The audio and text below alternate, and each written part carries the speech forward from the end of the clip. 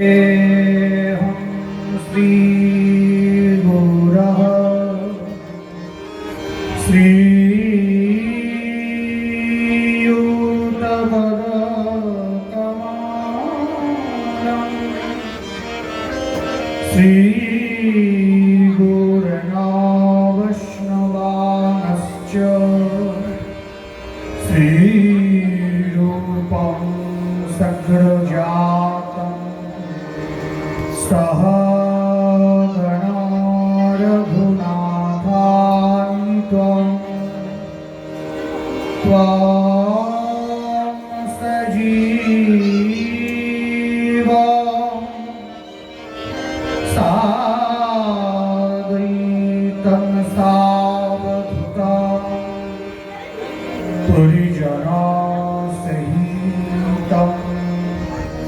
कृष्ण चैतन्य देव श्री राधा कृष्ण पादना सहगण ललिता श्री विशाखदाश्च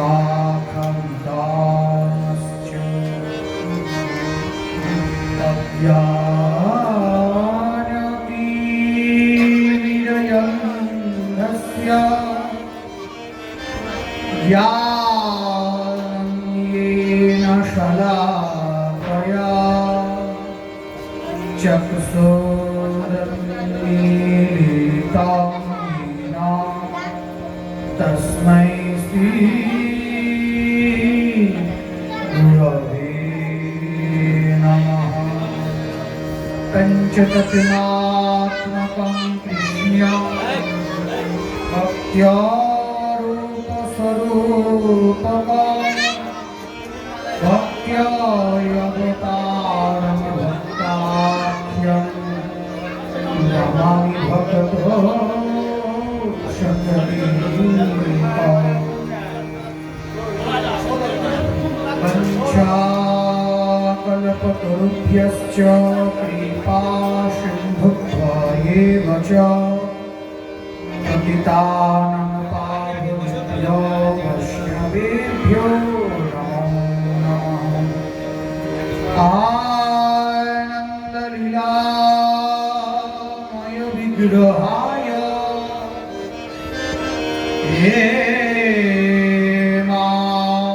हेमावदिव्यच्छरी सुन्दराय तस्मै महाप्रेमरसप्रदाय चैतन्यचन्द्राय नमो नमः।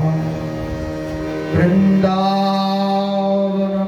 वन्दे कृष्णं कमललोचनं राधासुदर्शनदेवं राधा गोविन्द विग्रहम्।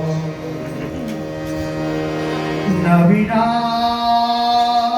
हेमगौराङ्गीं प्रदरन्ती गणां वृषभानुसुतां वन्दे कृष्णकान्ता शिरोमणिम्। वृन्दायै तुलसीदेवै प्रियायै केशवस्य च कृष्णभक्तिप्रदे देवी सत्त्ववत्यै नमो नमः। जय श्री कृष्ण चैतन्य प्रभु नित्यानन्द श्री अद्वैत गदाधर शिवासादि श्री गौरभक्तवृन्द श्री रूप श्री सनातन भक्त रघुनाथ श्रीजीव गोपाल भक्तदास रघुनाथ श्री गोसाई चरण वंदन जहाँ हईते विघ्न नाश हय अभिष्ट हरे कृष्ण कृष्ण कृष्ण हरे हरे हरे राम राम राम हरे हरे हे राधे পদে রাশি প্রেম ভক্তি দিয়া পূর্ণ করয় অভিলাষ সকল শ্রোতাগণে করি নমস্কার সবে দেহ পদধূলি মস্তকে আমার यस्या प्रसाद भगवत् प्रसाद यस्या प्रसादन्यदति कुतापि हेयां स्तुवां तस्यो यशस्वी सन्ध्यां वन्दे रसि चरणारविन्दं जय जय श्री श्री राधा सुदर्शनलाल की जय निताई गौर सीतानाथ प्रेमानंदे हरि हरि बोल।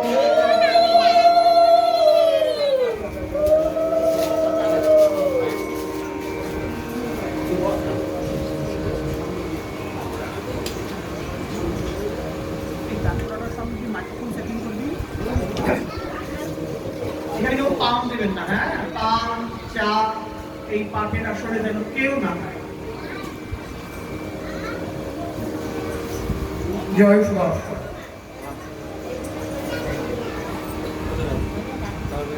কলিযুগ পাবন অবতার শ্রীরাম চৈতন্য মহাপ্রভুর চরণে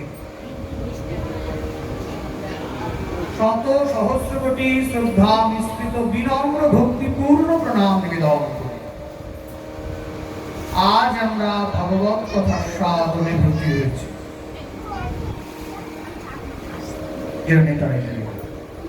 জয় সুদর্শন। জয় জয় নিতাই গৌর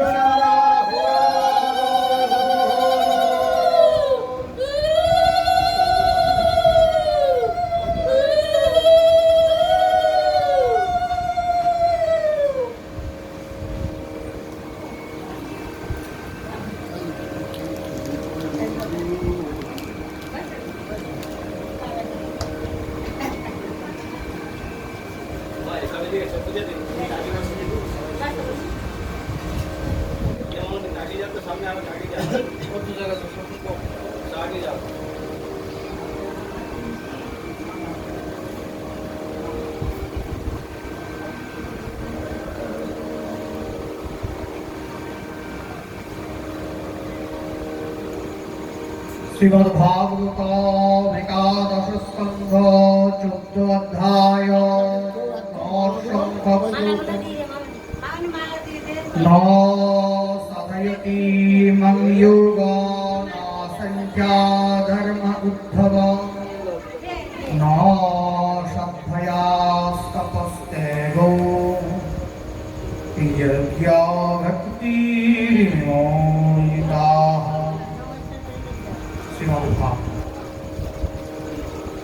ভগবত আমাদেরকে শেখাচ্ছে যে ন সাধায়তি মাং যোগ ন সাংখ্য ধর্ম উদ্ধব ন সভয়াস্তপস্তেগো যথা ভক্তির বিমোহিতাঃ। ভগবান তিনি উদ্ধবকে বলছেন যে দেখো উদ্ধব, সকলে তো আমাকে পেতে চায়, প্রত্যেক ইচ্ছা করে যে আমার সংস্পর্শে আসতে।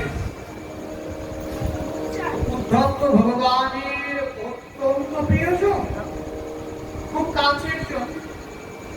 কারণ ভগবান যে পোশাককে খুলে রাখতেন সেই পোশাককে উদ্ধবজিও করতেন। হয়তো ভগবান যে ফুলের মালাটা খুলে রাখলেন সেই ফুলের মালাটি উদ্ধবজিও করবেন এবং ভগবানের শ্রী অঙ্গ থেকে যে অপূর্ব ফ্রাগ্রেন্স বা সুগন্ধ বের হতেন,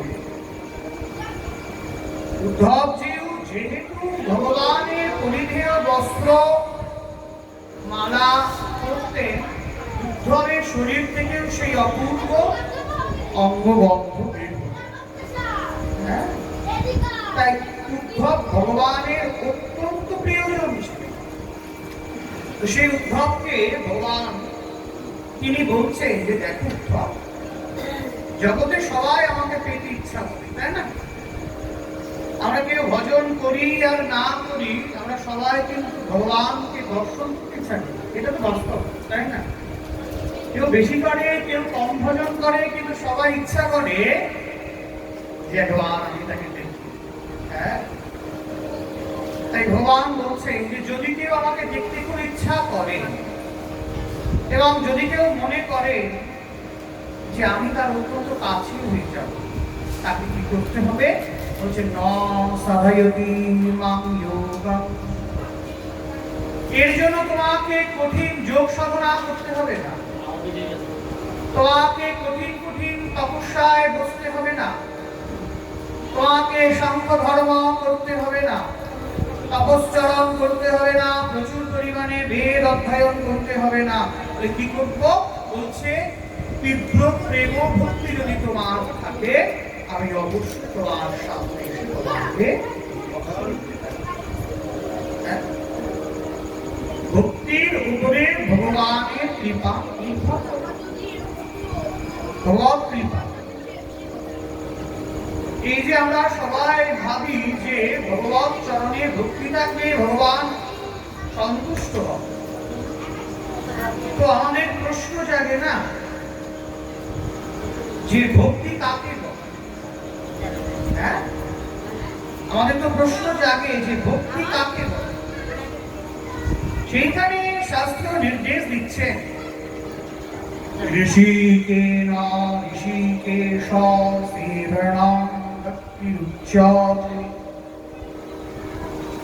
ঋষিকেন ঋষিকেশ সেবনং ভক্তিরুচ্যতে। এটি হচ্ছে ভক্তির সংজ্ঞা। ভক্তির অনেক সংজ্ঞা আছে, আমরা যাকে ডেফিনিশন বলি, কিন্তু নারদ পঞ্চরাত্রে নারদজি যে সংজ্ঞাটি দিয়েছেন সেটি খুব সুন্দর এবং আমাদের বোধগম্য হয়, শুনলে আমাদের আনন্দ লাগবে। যার জন্য তিনি বলছেন ঋষিকেশ ঋষিকেন সেবনং ভক্তিরুচ্যতে। ভগবান শ্রীকৃষ্ণের উদ্দেশ্যে মানব যে কাজটা করবেন সেটি হচ্ছে ভগবান শ্রীকৃষ্ণের উদ্দেশ্যে মানব যে কাজটা করবেন। যদি কেউ মনে করে তার বাড়িতে প্রচুর ফুল ফুটে আছে, সে একটা সুন্দর মালা তৈরি করে ভগবানের জন্য নিয়ে যাচ্ছেন, শাস্ত্র বিচারে হচ্ছে সেটিও যা ঐকান্তিক ভাবে আমি শ্রী গোবিন্দের জন্য করব, সেই কর্মটি হচ্ছে ভক্তি। যার জন্যে শাস্ত্রে পরিষ্কার বলছেন যে একমাত্র গোবিন্দের উদ্দেশ্যে আমি যে কাজটা করবো সেটি। যদি কেউ মনে করেন কিছু তুলসী পাতা তুলে নিয়ে যাবো ভগবানকে, সেটাও এইবারে এই ভক্তির অনেক ক্লাসিফিকেশন আছে, অনেক পার্থক্য আছে। বৈদিক ভক্তি আছে, রাগানুরাগ ভক্তি আছে ইত্যাদি। তো এই যে ভক্তিটি আসে কিভাবে আসে? বলছেন এই ভক্তি আসে শাস্ত্র কথা শ্রবণ থেকে, সাধু মুখ থেকে। যখন আমরা হরিকথা শ্রবণ করি, কথা শুনতে শুনতে ভগবানের প্রতি আমাদের প্রীতি জন্ম লাভ, অনুরাগ জন্ম লাভ করেন ভগবত। যার জন্যে ভক্তি রসামৃত সিন্ধু গ্রন্থে গ্রন্থকার কৃষ্ণমণি শ্রীরূপগোস্বামীপাদ তিনি শাস্ত্র কথা শুনবার জন্যে আমাদেরকে জানিয়েছেন। ভক্তির যে বিশদে বর্ণনা আছে সেইখানে বলা হচ্ছে যে শাস্ত্র কথা বেশি করে শুনতে হবে। না শুনলে কি হবে?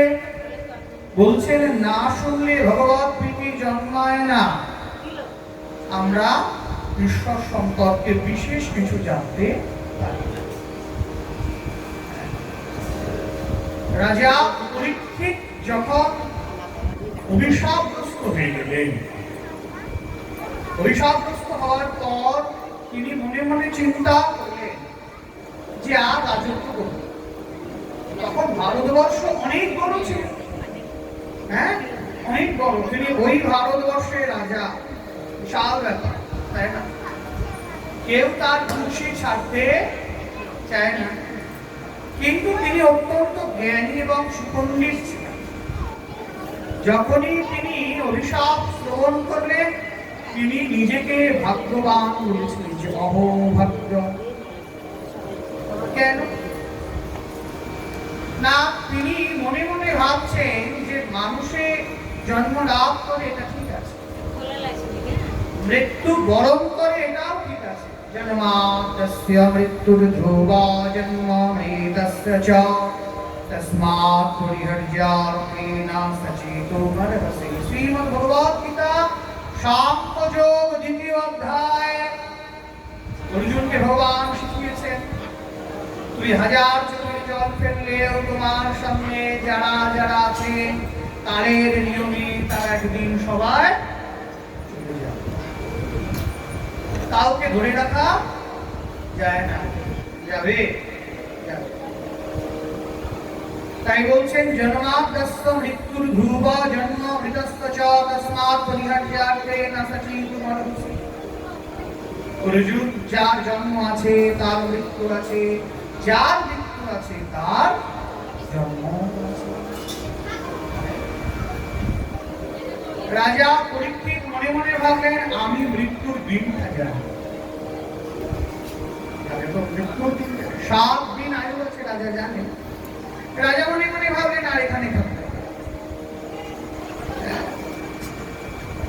হয়তো অনেক রাজা সেরেছি, তুমি নকল পোশাক করিয়ে আমাকে অনেক দিয়েছ। রাজা যখন বেরিয়ে চলে আসছেন রাজ গাড়ি ছেড়ে, অনেক ব্রহ্মর্ষি, অনেক সাধু সন্তগণ, অনেক প্রজাবৃন্দ, তারা সকলে যাচ্ছে। রাজা শান্ত সমাহিত চিত্ত, চিন্তা নেই। আমাদের হলে চিন্তা হতো, 1 মাস পরে ডাক্তার বলেছে মাসখানিক বাঁচবে, শুনলে চিন্তা হয় না? আহা, এত সুন্দর সংসার। রাজার কোনো চিন্তা নাই, রাজা নিরলস চিত্তে গঙ্গার ডান তীরে প্রায় উপবেশনে 10 বার জন্য চলেছেন। প্রায় উপবেশন কাকে বলে? আহার, নিদ্রা, ভয় সব কেটে আর উঠবে না, স্থির হয়ে থাকে। রাজা চলছে, চলতে চলতে গঙ্গার প্রায় ডান তীরে উপস্থিত হয়েছে। ঠিক সেই সময় বহুদূরে তিনি দেখছেন এক স্বর্ণ মূর্তি, গায়ের রংটা ফর্সা না, দিব্য জ্যোতি বের হচ্ছে। বয়স হবে 18, 19, 20 এর মধ্যে। শরীরে কোনো পোশাক নাই, নিরলস নির্লিপ্ত চিত্তে সেই পুরুষ এগিয়ে আসছে। রাজা দেখলেন যে উপস্থিত যারা যারা ছিলেন, সাধু বর্গ, ব্রাহ্মণ, বৈষ্ণব সজ্জনীগণ, তারা সকলে উঠে দাঁড়িয়েছে। তাকে অভিবাদন বা সম্মান প্রদর্শন করতে করতে রাজা উঠে দাঁড়ান, প্রণাম। সকলে বলতে লাগলেন, তিনি হচ্ছে সেই ব্যাস সুদেব গোস্বামী পাদ। রাজা নিজেকে ভাগ্যবান মনে করলেন, সাধুর চরণে মাথাটা উঠিয়ে দিলেন। সাধুর চরণে মাথাটা লুটিয়ে দিলেন। রাজা আনন্দ সহকারে বলছে, ঋষিপুত্র আমাকে আজকে অভিশাপ দিয়েছিলেন বলে আমি এইরকম এক সাধু দর্শন পেলাম। মৃত্যু তো সকলেরই হয়। আমি রাজা হয়তো ঘুমের মধ্যে মারা যেতাম 500 নয় 10,000 বছর ধরে, কি হতো? কিন্তু আজকে ঋষিপুত্র আমাকে অভিশাপ দিয়েছেন বলে আমি এত সাধুদেরকে একসাথে দর্শন করতে পেরেছি। বিরাট আনন্দ করতে পারছি। সবাই রয়েছেন চারিদিকে, প্রত্যেকে আনন্দ সহকারে দুঃখ বেদনা বোধকে ধীরে ধীরে দূরে সরিয়ে দিচ্ছেন। কেন? সেই সাধুদেরকে দর্শন, মৃত্যু চিন্তাটা আর তাদের নাই, যে রাজা মারা যাবেন ইত্যাদি তারা ভুলে যাচ্ছেন, সাধুকে দর্শন। মুনি সত্যবাস মুনির গোস্বামীপাদ এগিয়ে এসেছেন। রাজা জিজ্ঞাসা করছেন, আসন্ন মৃত্যু আমার 7 দিন আগে, শৃঙ্গী 7 দিনের অভিশাপ দিয়েছিলেন না? শৃঙ্গীর উচিত ছিল না যে পরের দিনই মারা যাবে, যা বাবার গলায় মরা সাপটা ঝুলিয়ে দিয়েছে? শৃঙ্গী 1 দিন 2 দিন 3 দিন 4 দিন অভিশাপ না দিয়ে 7 দিনের মধ্যে তক্ষক দংশনে মারা যাবেন। তাই কেন? এখানে একটা সুন্দর যুক্তি দেখানো হয়, আমরা যারা যারা জন্মলাভ করেছি, যারা মারা যাব, প্রত্যেকেই মারা যাব, পৃথিবীতে একটা উত্তর সবাই ঠিক দেয়, আর সকলের সঙ্গে আপনার উত্তরটা মিলবে। একটাই মাত্র প্রশ্ন, আর একটাই মাত্র উত্তর, সেটা কি? মৃত্যু।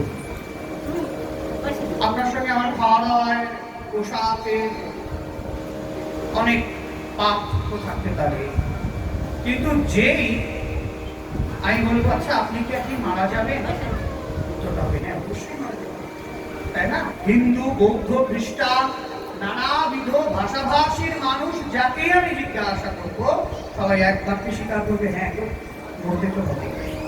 এই একটা মাত্র প্রশ্ন এবং এই একটা মাত্র উত্তর জগতের সবাই একই রকম। তাই রাজা বলছেন যে আমার তো 7টা দিন নাই, আমরা যে যেদিনকেই মারা যায় না, এই 7 দিনের মধ্যেই আমাদেরকে মরতে হবে। কেউ রবিবারে মারা যায়, কেউ সোমবারে মারা যায়, কেউ মঙ্গলবারে মারা যায়, কেউ বুধবার, বৃহস্পতি, শুক্র। হাজার চেষ্টা করে 7 দিনের বাইরে কেউ মরতে পারবে না। তাই শ্রীঙ্গি অভিশাপ দিয়েছিলেন 7 দিনের মধ্যে তক্ষক দংশনে এই গর্হিত অপরাধ যিনি করেছেন তার মৃত্যু হবে। রাজা বলছে, এই যে আমরা আসন্ন মৃত্যু আমার সামনে দাঁড়িয়ে আছেন, আপনি কৃপা করে বলুন আমি কি করতে পারি? সুখদেব গোস্বামী রাজার মুখের দিকে তাকান, দেখলেন মৃত্যু তো লেশ মাত্র হয় না। ঠিক আছে রাজা, তুই ভগবত শুনবে। ভগবত শুনলো, রাজা খুশি হয়ে গেলেন, কিন্তু ভগবত বলবে কে? যদিও ওখানে অনেকে আছে বলবার মতো, অসিত আছেন, দেবল আছেন, অঙ্গিরা, অত্রি, বশিষ্ঠ, যাজ্ঞবল্ক্য, মরীচি, ধৌম, পুরোহিত থেকে বৈশ্বম্পায়ন, ঋষি, এরা সবাই রয়েছে বহু দিকপাল। হ্যাঁ, ভগবত বলবে কি? দেখবেন যেখানে অনেক আটক হয়ে যায়, বা অনেক কীর্তনীয় হয়ে যায়, বা অনেক বলি হয়ে যায়, ভারী সমস্যা। হ্যাঁ, কি করা যায়? সকলে মিলে বিবেচনা করলেন, শুকদেব সেই ব্যাস আসনকে অলঙ্কৃত করবেন। কিন্তু কেন? শুকদেব তো তাদের হাঁটুর বয়সী, তারা তো অনেক বয়স, তাদের অনেক জ্ঞানী পণ্ডিত, উচিত তাদেরকে বসানো। দেখো, রান্না সবাই ভালো করতে পারে, অনেকেই করতে পারে। ধরো বিয়ে বাড়িতে বা অনুষ্ঠান বাড়িতে বিরাট সুন্দর রান্না হয়েছে, কিন্তু পরিবেশনের মানুষগুলো একদম ভালো। 4 বার চাইলে 1 বার হাফ পাতা ডাল দেয়, তাও দেয় কিনা শুনুন, রেগে যাবে না? এবার থেকে বেরিয়ে বলবে, না না না, এরা খরচ করেছে ভালো, রান্নাগুলো ভালো হয়েছে, দেওয়া তো আরো একদম ভালো না, ধর বাড়ি গিয়ে আবার খেতে হবে, চা পান্তা ভাত আছে বলবে। রান্না ভালো হয়েছে, গৃহস্থ দুঃখ প্রকাশ করছে, কেন? যতই রান্না ভালো হোক, পরিবেশনটা ঠিক হয়ে যায়। পাণ্ডিত্য অনেকের আছে, আমাদের প্রফেসররা প্রচুর পরিমাণে জানেন, চৈতন্য চরিতামৃত তাদের স্তোত্র মুখস্থ, বাস্তবিক তারা অনেক জানে, কিন্তু তবু পরিবেশ অনেকেই জানে। সেখানে যারা যারা সাধু আছেন, ভগবত অনেকেই জানে, কিন্তু শুকদেবের মতো অত সুন্দর করে বলবার মতো কেউ নাই। শুকদেব যত সুন্দর বলতে পারেন, ভগবতের শ্লোক আছে,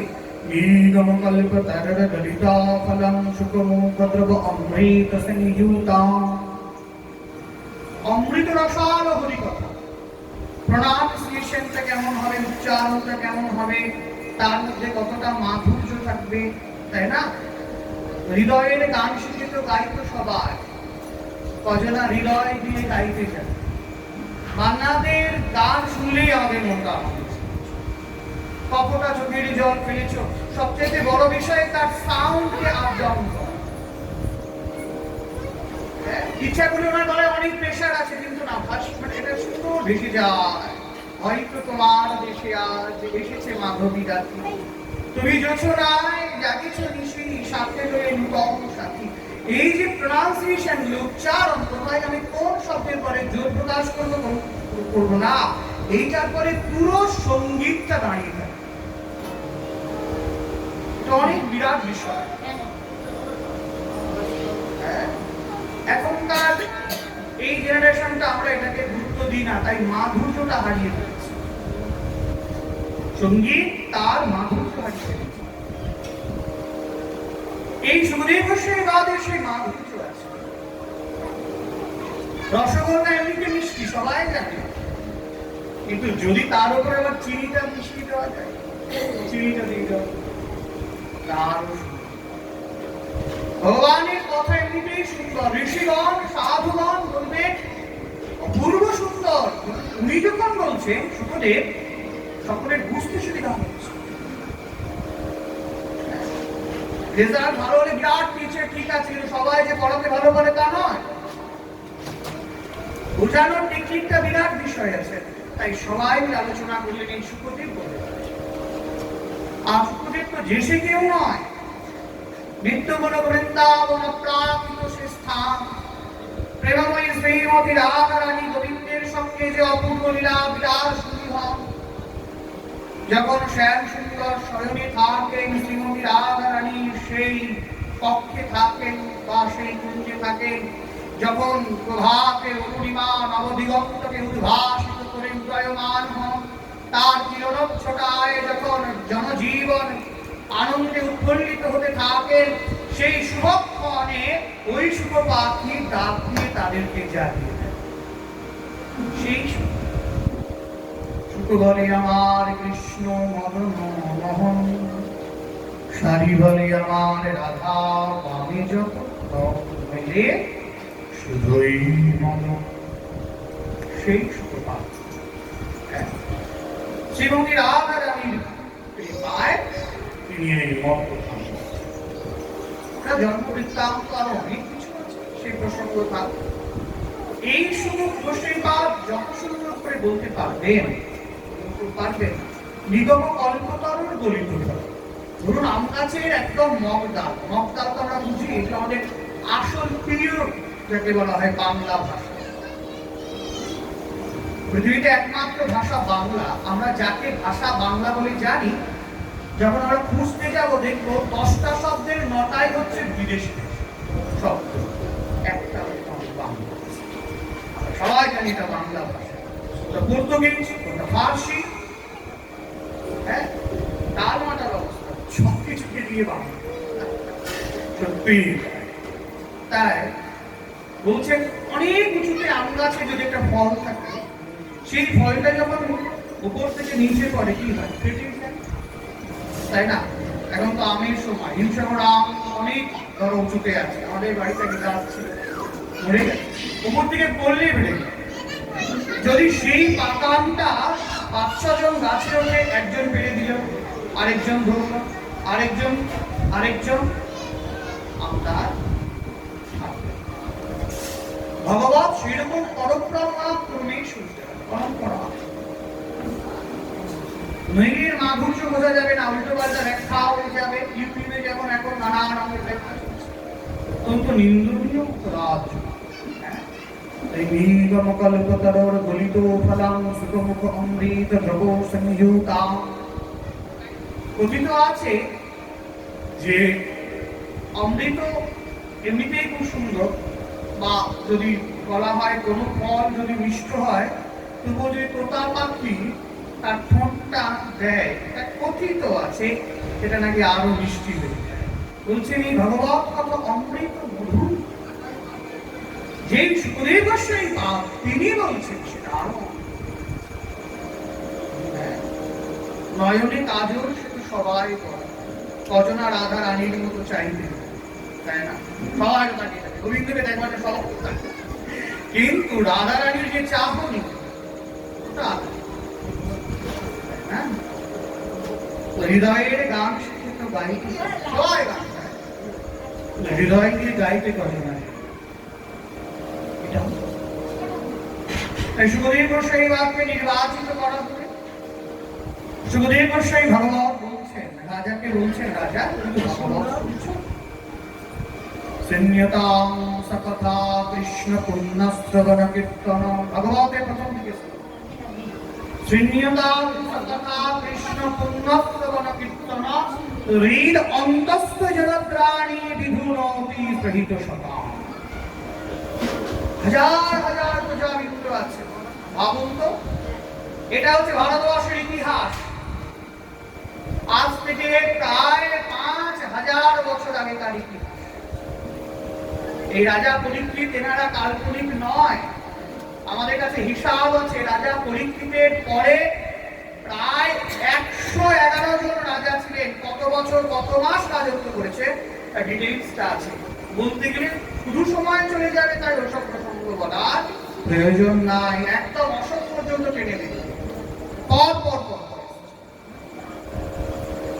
আজ থেকে 5000 বছর আগেকার ইতিহাস আমরা পড়ছি বা শুনছি, এটা ইতিহাস।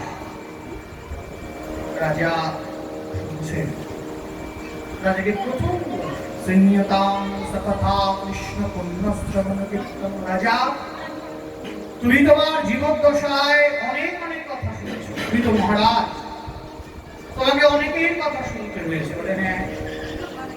তুমি নিজেও অনেককে অনেক কথা বলেছো, হ্যাঁ বলেছি। তুমি মনে রাখবে, যদি তুমি মারা যাও, মৃত্যুর পরে তুমি যদি আবার পুনরায় জন্ম লাভ করো, তুমি যাকে যা যা কথা বলেছো তোমার কি কিছু মনে থাকবে? রাজা বলছেন তাই কখনো থাকে, মনে থাকে। মেয়েকে গেলে ছায়া কি গো, থাকে কি আকাশে? নজরুলের কারো একটা গান আছে। রাজাকে সুখদেব গোস্বামী বাপ জিজ্ঞাসা করছেন, যারা তোমার সঙ্গে এতদিন এত কথা বলেছেন, তাদের সঙ্গে যদি তোমার মৃত্যুর পর দেখা হয়ে যায়, তারাও মানুষ হয়ে গেল, দেখা গেল তুমিও মানুষ হয়ে গেল। রাজা বলছেন তাও মনে। আচ্ছা রাজা, তুমি পশু হও কিংবা পাখি হও? রাজা হাসছেন, মানুষ হয়ে তাই মনে থাকে না, আর পশু পাখি হয়ে কি পুরোনো দিনের কথা মনে থাকে? রাজাকে সুখদেব গোস্বামী বাপ, রাজা আমি এখন তোমাকে যা কথা বলবো মনে রাখো। তুমি পশু হও, তুমি পাখি হও, তুমি কৃমি হও, তুমি যে জনিতেই জন্মগ্রহণ করো না কেন, এই কথার যিনি মালিক, যার কথা তুমি শুনতে চলেছ, এই কথার যিনি মালিক, তাকে তুমি ভুলে যেতেই পারো, কিন্তু মনে রাখবে এই কথার যিনি মালিক তিনি তোমায় ভুলবেন না, তিনি তোমায় জন্ম জন্মান্তরেও ভুলবেন না। রাজা তো হতচকিত হয়ে গেছে, তার কথা বলছে। রাজা জিজ্ঞাসা করছেন, আচ্ছা কে হতে পারে সে, যে যাকে আমি ভুলে গেলেও সে আমাকে জন্ম জন্মান্তরে ভুলবে না? সুখদেব গোস্বামী বাপ বলছেন যে তুমি শুনতে চাও তার কথা, বলে হ্যাঁ আমি তার নাম শুনতে চাই। রাজাকে সুখদেব গোস্বামী বাপ বলছেন, কৃষ্ণ পুণ্যশ্রবণ কীর্তন। কি নাম তার? বলছেন কৃষ্ণ, কৃষির ঘূর্বাচক, নিবৃত্তিবাচক। বারবার কৃষ্ণ নাম করলে সেই জীবের এই জগতের প্রতি এডিকশন, যে মোহটা আছে, দূরীভূত হয়ে যায়, দুর্নিবার কামনা বাসনা শান্ত হয়ে যায়, হৃদয়ে ভগবৎ প্রীতি জন্মায়, অন্তিমে গোবিন্দ পায়।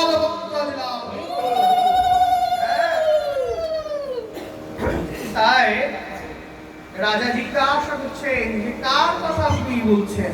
যে কৃষ্ণ পুণ্যশ্রবণ কীর্তন, কৃষ্ণের কথা শুনলে কি হবে? বলে পুণ্য হয়ে যাবে। কৃষ্ণ এই শব্দ কর্ণমুহরে প্রবেশ মাত্র মানবের পুণ্যশ্রবণ কীর্তন। রাজা জিজ্ঞাসা করছে আর কিছু হয় না? হ্যাঁ হয়। কি হয়? বললেন হৃদ অন্তস্থ জগদ্রাণী বিধুনতি সহিত সদা। আমাদের হৃদয়ের অভ্যন্তরে যা যা কিছু অপরাধ আছে, অনর্থ আছে, সেইগুলি সব নাশ হয়ে যায়। অনর্থ মানে যা আমাদের ভজনের পথে বাধা হয়ে দাঁড়ায়, প্রাচীরটা তুলে দেয়, আমরা বুঝতে পারি না, একে অনর্থ বলে। এই অনর্থ চার প্রকারের: সুকৃতিগত অনর্থ, দুষ্কৃতিগত অনর্থ, ভক্তত্ব অনর্থ এবং অপরাধগত অনর্থ। সুকৃতিগত অনর্থ কেমন? না, অনেকে অনেক সুকৃতি নিয়ে জন্মায়, বিরাট বৈষ্ণব বংশে জন্ম লাভ করেছে, অনেক বড় সাধু বংশে জন্মায় না, ব্রাহ্মণ বংশে, গোস্বামী বংশে জন্মিয়েছে। সবাই খুশি হই, বাবা দেখো গোস্বামী বংশে জন্মিয়েছে, ব্রাহ্মণ বংশে জন্মিয়েছে, বিরাট বৈষ্ণব ফ্যামিলি তাতে জন্মিয়েছে। এতে কি হয়? যারা জন্ম লাভ করে তাদের মধ্যে একটা সূক্ষ্ম অহমিকা বোধ কাজ করে। এই যে সূক্ষ্ম অহমিকা বোধ কাজ করে, এটা একটা বড় প্রাচীর হয়ে দাঁড়ায় ভজনের। সুকৃতিগত অনর্থ, আমরা সবাই জানি যে আমাদের সকলের সুকৃতি প্রয়োজন। অর্জুনকে ভগবান বলছেন সুকৃতি না হলে এই জীবনে তার ভগবান ভজন হবে না। গীতায় অর্জুনকে ভগবান বলেছেন। পাল্টা অর্জুন প্রশ্ন করেছিলেন, যাদের সুকৃতি আছে তারা তোমার চরণে আসবে, এটা ন্যাচারাল বিষয়, স্বাভাবিক বিষয়, কিন্তু জগতের সকলেই সুকৃতি নিয়েই জন্ম নেয় এমন তো নয়। তাহলে যারা সুকৃতি নিয়ে জন্ম লাভ করেন না, তারা কি তোমার চরণ কোনদিন পাবে? পূর্ব প্রশ্ন করেছেন, দারুণ প্রশ্ন, সত্যিই তো তাই। সকলেই সুকৃতি নিয়ে যদি জন্ম লাভ করে, ঠিক আছে, ভগবান চরণে যাবে, সবাই যে সুকৃতিকে নিয়েই জন্ম লাভ করবে এমন তো না। যারা সুকৃতি নিয়ে জন্ম লাভ করেনি তারা কি ভগবানের চরণে যেতে পারবে না? দারুণ প্রশ্ন। ভগবান এখানে কি বলেছেন? শ্রী ভগবান বলছেন যে দেখো অর্জুন, যার কোন সুকৃতি নেই, অতি দুরাচারী দুষ্কৃতি ব্যক্তিও ভজতে মাম অনন্য ভাব, অপি চেতে সুদুরাচারী ভজতে মাম অনন্য ভাব। এই হচ্ছে তো, তুমি তো শুধুমাত্র দুষ্কৃতিকারী বললে, আমি বলছি দুরাচারীর থেকেও যদি কোনো দুরাচারী ব্যক্তি থাকে, জীবনের চলার পথে চলতে গিয়ে সংসার তাপে পীড়িত হয়ে যদি সেই মানব কখনো মনে করে যে হে গোবিন্দ, তুমি ছাড়া আমার আর কোনো গতি নাই, ভজতে মাম অনন্য ভাব। অনন্য মানে নাই অন্য, তুমি ছাড়া আমার জীবনে আর কোনো গতি নাই। হয়তো তার সমগ্র জীবনে সে একবার এটা মনে ভাবছেন, তাও ত্রিতাপ জ্বালায় তাপিত হয়ে, ভালোবেসে নয়, বুঝে নয়। হ্যাঁ, সংসারে যখন জ্বালা হয় না, তখন মনে হয় না যে ভগবানকে ভজন করবো, বৃন্দাবনে চলে যাবো, নবদ্বীপে চলে যাবো। আর ঘন্টাখানিক পরে যখন বৌমা ভাতটা দেয়, তখন মনটা ঠান্ডা। হ্যাঁ, এটা স্বাভাবিক। দেখি ফল্গু বৈরাগ্য বলে, দেখে শ্মশানের পাশ দিয়ে আসলে হাওয়া করে কান্না করে। আবার যে শ্মশানটা ছেড়ে চলে যায়, তখন কান্নাটা বন্ধ হয়। যখন আমার 5-6 বছর বয়স, আমাদের পরিক্রমা বেরোতো বাড়ি থেকে, অনেক ছোট তখন আমরা, আর শ্মশানের পাশ দিয়ে যখন পরিক্রমা যেত, তো সেই সময় দেখতাম যে কিছু বয়স্করা কান্না করে। আর আমাদের খুব কৌতূহল যে এরা কাঁদে কেন, এদের কেউ বকে না, মারে না, কাঁদে কেন? আমরা যেই শ্মশানের দিকে আসবে, আমরা বাচ্চারা যারা পরিক্রমায় থাকতাম বলতাম এই ব্যাটা কান্নাকাটি শুরু করে। হ্যাঁ সত্যি কাঁদে, সত্যি কান্নাকাটি করে। তো বাড়িতে গিয়ে মাকে জিজ্ঞাসা করতাম যে আচ্ছা কাঁদে কেন, এদিকে তো মারে না, কেউ বকে না, কারণ আমাদের ধারণা ছিল মারলে বকলে কাঁদবে, তাই এদেরকে কেউ বকা না, মারে না, তাই কাঁদে কেন? এখানে একসাথে কাঁদে। মা বলতেন যে এটা পরে বুঝবি, এখন ওদেরকে বোঝালেও বুঝবে। আর ওই সময় আসলে এই কান্নাটা আসে যে আমাকে উঠেছি তাই উঠতে হবে। কিন্তু যেই বেরিয়ে যাবে শ্মশান ছেড়ে বা সেই জায়গাটা ছেড়ে, তখন আর তাদের কিছু একে বলা হয় ফুলকুয়েরা। কিন্তু তবুও এটার জন্যই বলা, এটা ভগবান বলছেন জীবনের চলার পথে পিতা জীব যদি দগ্ধীভূত হয়, সেই সময় কোনো রকমে যদি সে মনে করে যে ভগবান তুমি ছাড়া আমার আর কোনো গতি নাই, ভজতে মাম অনন্যভাগম, এই ভাবনা মাত্র ভগবান বলছেন আমি তাকে ভবসিন্ধু থেকে উদ্ধার করি। শুধুমাত্র ভাবনা, এই ভাবনা মাত্র ভগবান তাকে ভবসিন্ধু থেকে উদ্ধার করে দেন। ভাবনাটা যার জন্য থিঙ্কিং, চিন্তাটা অনেক সময় ভালো রাখতে আমরা কি শুনছি? আমরা শুনছি যে শুক্রদেব থাকলেও ভজনের পথে বাধা হয়ে দাঁড়ায়। তাই সব চিন্তা দরকার, সব চিন্তা দরকার। ধ্রুব মহারাজকে তার বিমাতা যখন পিতা উত্থান তাদের কোল থেকে নামিয়ে দিল না, এই না শিখে নেমে যাও, আমার সন্তানেরা থাকবে, তার তুমি কেন উঠেছ? উত্থানপাত কিছু বলতে পারলেন না, ধ্রুব কাঁদতে কাঁদতে চলে গেলেন। পরবর্তীকালে রাজা খবর পেলেন ছেলে খুব দুঃখ পেয়েছে, সে আর এই রাজবাড়িতে থাকবে না। কোথায় যাবে? তপস্যা করতে যাবে। রাজার তো মনে খুব দুঃখ, 5-6 বছর বয়স, অতটুকু শিশু, সে তপস্যা করতে যাবে গভীর জঙ্গলে। কি কথা খুব করেছে, ধ্রুব বেরিয়ে আসছে। বিরাট বড় রাজবাড়ি, তো যখন রাজবাড়ি প্রথম দরজাটা পেরোচ্ছেন, রাজা তার এক মন্ত্রীকে পাঠিয়ে দিয়েছেন ধ্রুবকে প্রবোধ দেওয়ার জন্য। ধ্রুবকে গিয়ে সেই মন্ত্রী বলছেন যে ধ্রুব মহারাজ আমাকে পাঠিয়েছেন। তো মহারাজ পাঠিয়েছেন? বলছে যে হ্যাঁ। কেন পাঠিয়েছেন? বলছে তুমি যদি এই রাজবাড়িতেই থেকে যাও, তবে মহারাজ তোমাকে 10টি গ্রাম দান করবেন। কটি গ্রাম দান করবেন? বলে 10টি গ্রাম। ধ্রুব বলেন আমি থাকবো না, আমি চলে যাবো। হাঁটছেন হাঁটছেন, দ্বিতীয় দরজাটা পার হবে, রাজার আরেকজন মন্ত্রী এসে দাঁড়িয়েছেন। সেই মন্ত্রী বলছে যে ধ্রুব মহারাজ আমাকে পাঠিয়েছে। ও তোমাকে বাবা পাঠিয়েছে? হ্যাঁ বলো। বলছেন তুমি যদি এই রাজবাড়িতে থেকে যাও, তবে তোমাকে মহারাজ 100টা গ্রাম দান করবে। কটা গ্রাম দান করবে বলেছে? 100টা। ধ্রুব চলে আসছেন, তৃতীয় দরজা পার হচ্ছে, রাজা তার প্রধানমন্ত্রীকে দাঁড় করে দিয়েছে। যেদিন কথা তো কিছু শুনলো না, তুমি তো প্রধানমন্ত্রী, যাও ছেলেকে ফিরিয়ে নিয়ে এসো। শত হলেও তো সন্তান।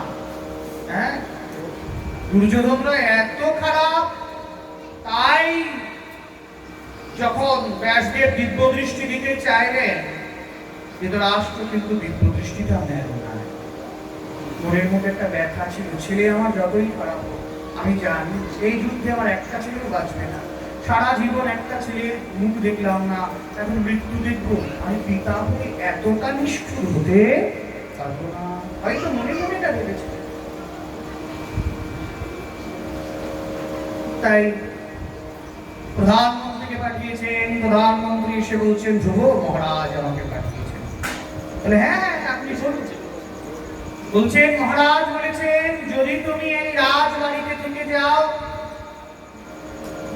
রাজার যত সম্পদ আছে, যত বড়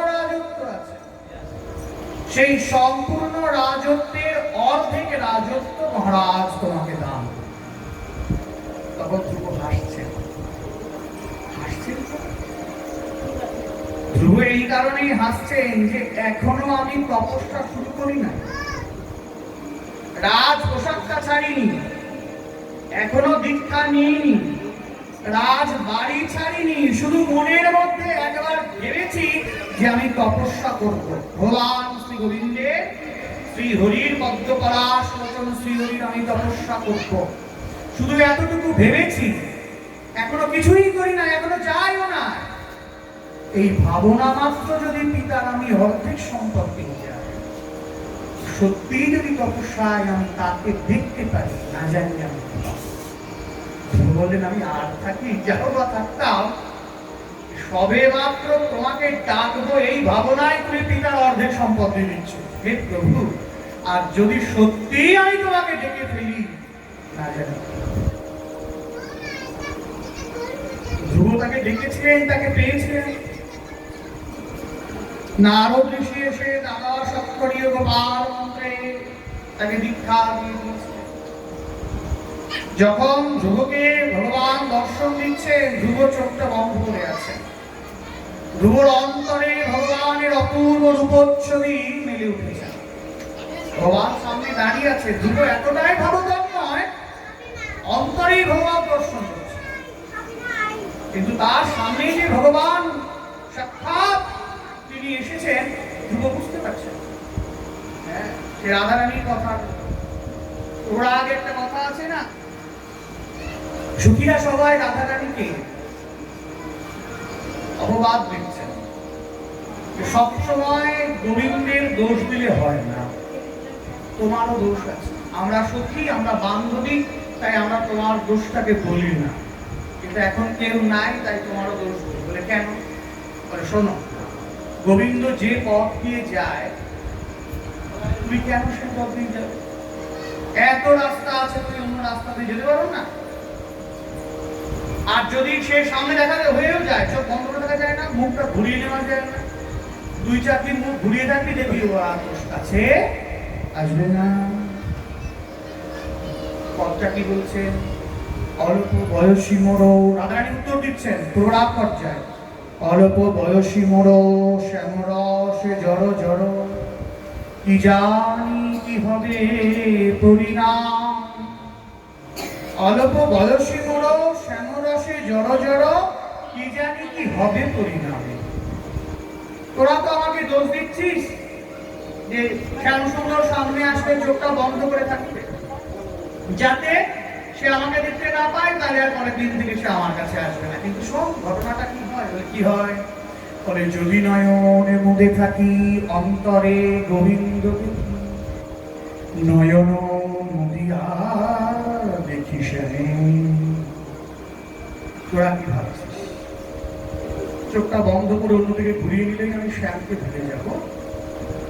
আমি এই প্র্যাকটিস করেছি রে, অনুশীলনটা করেছি। সে সামনে আছে, চোখটা বন্ধ করে আছি, ও বাবা দেখি আমার হৃদয় আমার গোবিন্দ বাসী। যদি নয়ন মুদে থাকি, অন্তরে গোবিন্দ দেখি, নয়ন মুদিয়া দেখি শ্যাম। আমি চোখ বন্ধ করেও শ্যামকে দেখি, খুলে রেখেও শ্যামকে দেখি। তো চোখ বন্ধ করে যদি শ্যামকে দেখতে হয়, তো তাকে খুলে রাখার কথা। আর তোরা পথ দিয়ে যাওয়ার কথা বলছিস, শোন, যদি চলি যায় পথে শ্যাম যায় মোর সাথে সাথে। আমি একা একা যাই, রাস্তা পুরো ফাঁকা, আমি একা যাচ্ছি, হঠাৎ করে দেখি শ্যাম আমার সাথে। চরণে চরণও ঠেকাই, এমনি নয়, আমি প্রায় পড়ে যাবো ভাব হয়।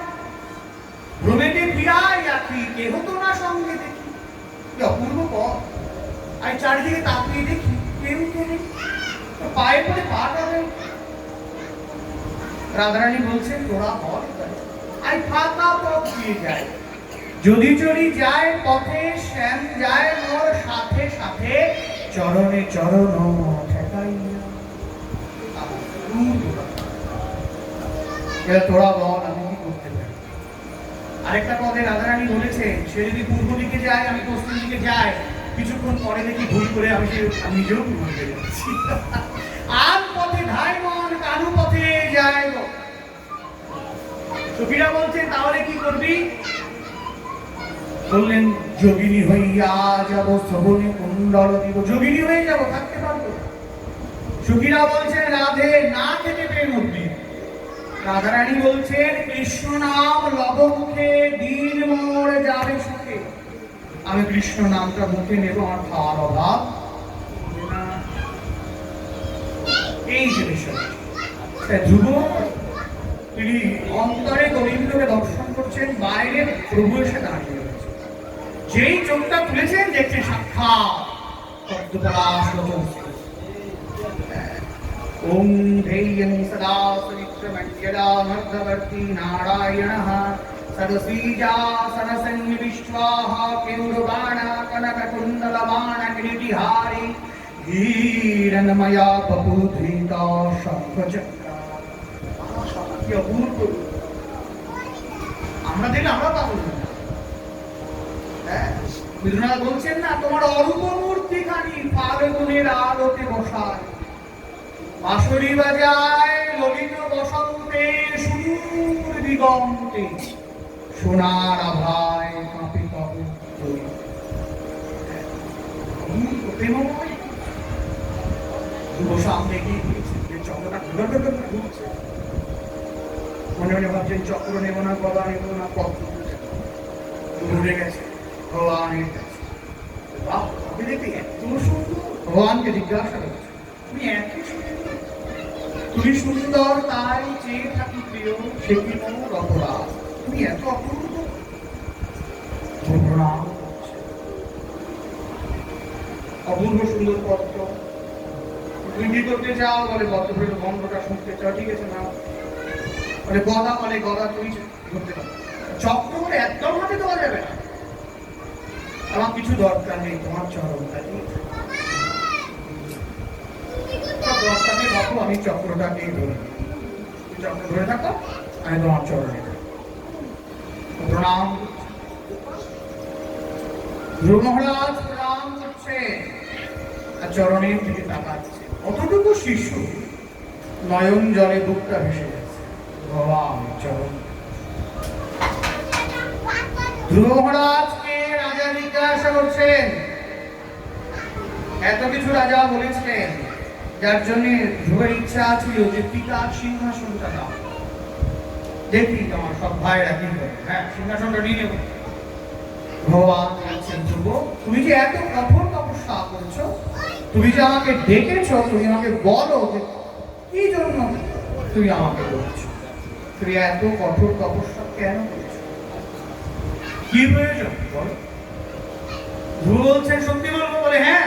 বলে দেখো, আমার এই পিতার সিংহাসনের পরে আমার ওকে নামিয়ে দিয়েছে না বাবার কোল থেকে, আমি চেয়েছিলাম যে বাবার সিংহাসনটা আমি নিয়ে নিই, ঠিক আছে দিয়ে দিই। বলে না না না না, আর ছোট মানুষ বলে তুমি এইসব দিয়ে ভুলিয়ে দেবে?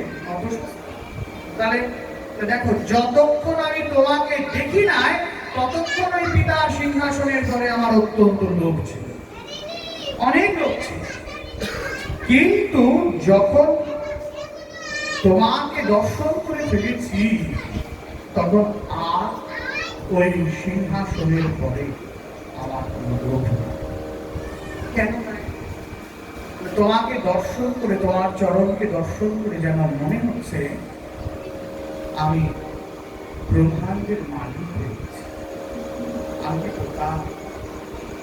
ভাবছো আমি ছোট মানুষ, তোমাকে দর্শন করার পর অনেক বড় হয়ে গেছি। কি বড় হয়েছো? মানে আমি কি পাগল যে আমি বলবো যে হ্যাঁ তুমি আমাকে পিতার সিংহাসন দাও? আজকে পিতার সিংহাসন আমি নিলাম, কালকে আরেক রাজা আমাকে পরাজিত করে সিংহাসন তার হয়ে যাবে।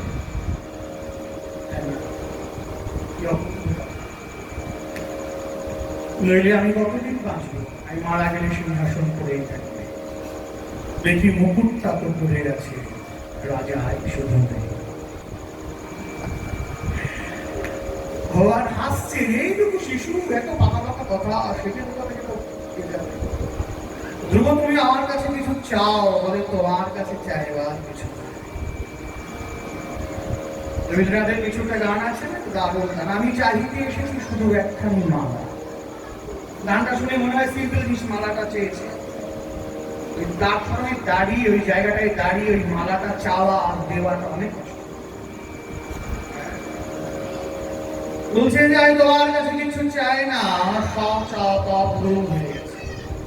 ভগবান বলছেন, দেখো যুবক, সমস্ত দেবতারা চারিদিকে তাকিয়ে আছে, আমি তোমার কাছে এসেছি, যদি তোমাকে কিছু না দিয়ে চলে যায়, দেবতারা ভাববে দেখেছো ভগবান ওইটুকু শিশুকে তাই কিছু দিতে পারলো না। আর লজ্জা লাগবে, আমার প্রেস্টিজ আছে। বলছেন সত্যিই চাইতে, তুই যা চাইবে তাই সত্যি দেবে? বলে হ্যাঁ। বলে তবে শোনো। বলে হ্যাঁ বলো।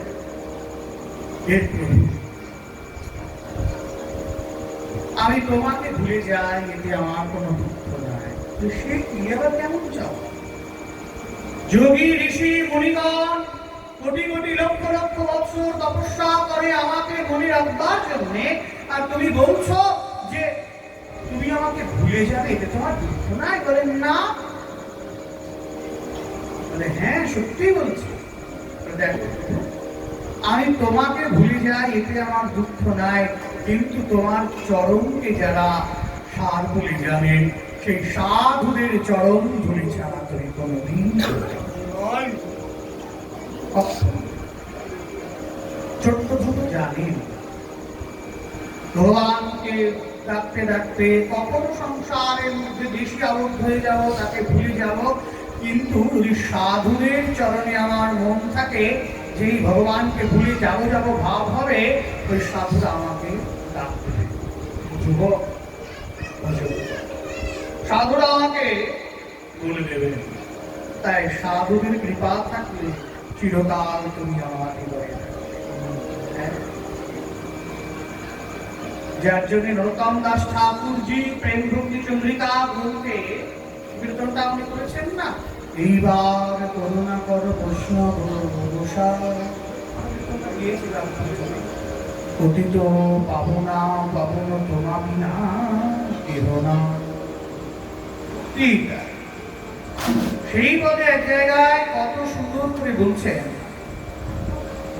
তোমার হৃদয়ে সদা গোবিন্দ বিশ্রাম, গোবিন্দ কহেন মম বৈষ্ণব পরাম, কোটি জন্মে করি আশা চরণের ধরি, নরোত্তমে কর দয়া আপনারে বৈষ্ণবের হৃদয়ে, সাধু হৃদয়ে ভগবান বিশ্রাম নেন।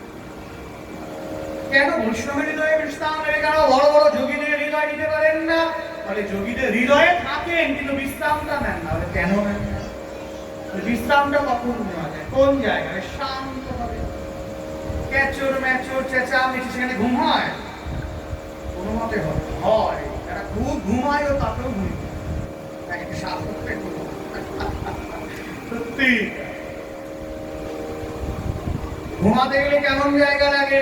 বিশ্রাম নিতে গেলে অনেক ক্লান্ত, সেই ব্যক্তি বিশ্রাম নিচ্ছে শান্ত জায়গা, যেখানে কেউ তাকে ডাকবে না, ডিস্টার্ব করবে না। বৈষ্ণবের হৃদয়টা শান্ত, সে বেশি কিছু চায়। আমি যেন অন্তিমে তোমার চরণকে সেবা করতে পারি, এছাড়া আমি আর চাই। বৈষ্ণব হৃদয়টা শান্ত থাকে, ভগবান সেই হৃদয়কে বেছে নিয়েছেন বিশ্রাম।